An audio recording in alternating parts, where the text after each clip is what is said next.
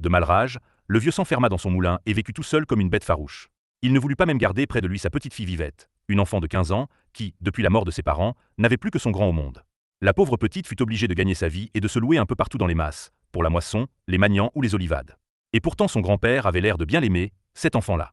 Il lui arrivait souvent de faire ses 4 lieues à pied par le grand soleil pour aller la voir aux masses où elle travaillait. Et quand il était près d'elle, il passait des heures entières à la regarder en pleurant. Dans le pays, on pensait que le vieux meunier, en renvoyant Vivette, avait agi par avarice. Et cela ne lui faisait pas honneur de laisser sa petite fille ainsi traîner d'une ferme à l'autre, exposée aux brutalités des baïles et à toutes les misères des jeunesses en condition.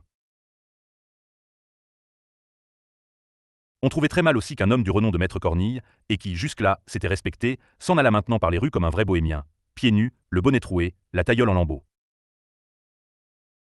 Le fait est que le dimanche, lorsque nous le voyions entrer à la messe, nous avions honte pour lui, nous autres les vieux. Et Cornille le sentait si bien qu'il n'osait plus venir s'asseoir sur le banc d'œuvre.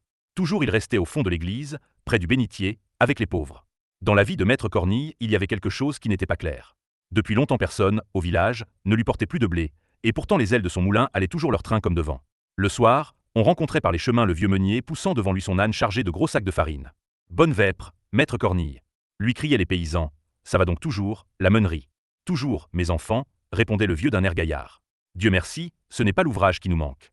Alors, si on lui demandait d'où diable pouvait venir tant d'ouvrages, il se mettait un doigt sur les lèvres et répondait gravement.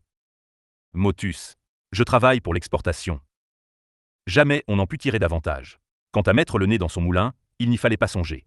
La petite Vivette elle-même n'y entrait pas.